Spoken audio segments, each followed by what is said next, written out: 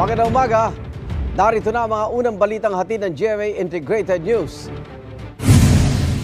Nanatili sa mga evacuation center ng mga taga Castellana at La Carlota City sa Negros Occidental na lumikas kagabi kasunod ng pagputok ng bulkang Canlaon.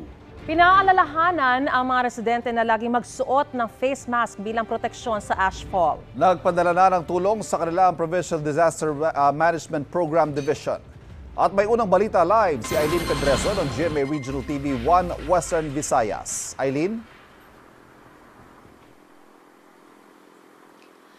Igan, nakataas pa rin sa Alert Level 2 ang Bulkang Canlaon dahil sa nagpapatuloy na aktibidad nito base sa monitoring ng PHIVOLCS. Pumutok ang Bulkang Canlaon sa Negros Island kagabi. Nagbuga ito ng makapal ng usok na abot sa 5,000 metro ang taas. Dahil dito, itinaas sa Alert Level 2 ng PHIVOLCS ang Bulkang Canlaon.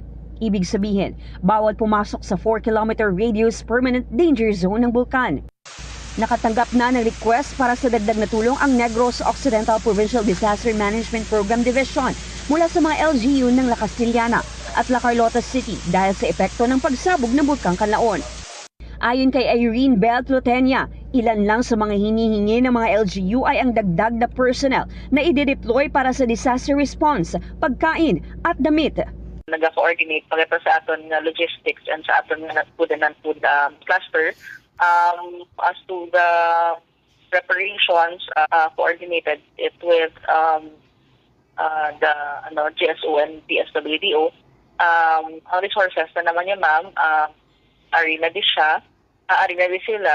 Actually, we will be deploying one team, no? Papad ko sa isa ka LGU natin.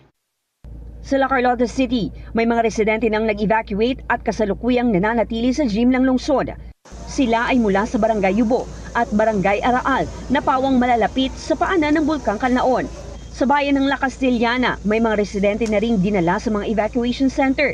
Nagpapatuloy pa ang preemptive evacuation sa iba pang barangay malapit sa Bulkang Canlaon. Panawagan naman ng Canlaon Volcano Observatory sa mga residente na huwag magpanik at kung maaari, iwasang lumabas ng bahay at magsuot ng face mask dahil sa ashfall.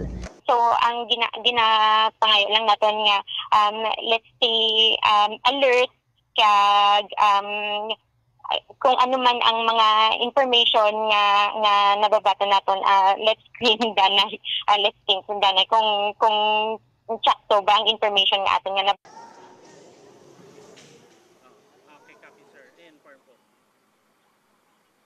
Igan, sa ngayon dumating na ang response team ng Provincial Disaster Risk and Management Office sa bayan ng La Castellana upang tumulong sa kahandaan ng LGU. Naka-blue alert status na rin ang buong probinsya ng Negros Occidental dahil sa pag-alboroto ng bulkan. Igan?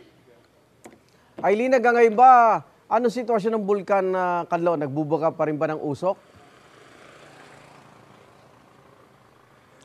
Igan, kung makikita nyo sa ating likuran ay may konting usok pa rin na binubuga ang Bulkang Canlaon. Ngunit nagpapatuloy pa rin ang monitoring ng PHIVOLCS sa iba pang aktibidad ng bulkan. Balik sa iyo, Igan. Maraming salamat, Eileen Pedreso ng GMA Regional TV 1 Western Visayas.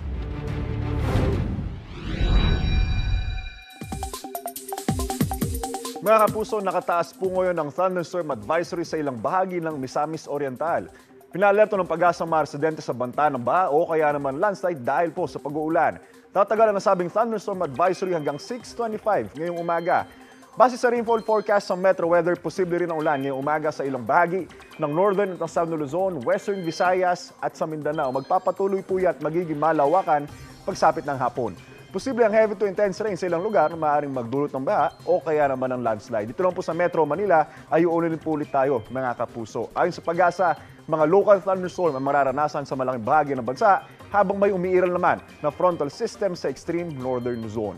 Ingat po tayong lahat, mga kapuso. Ako po si Anjo Pertiera. Know the weather before you go. Para mag-safe lagi, mga kapuso.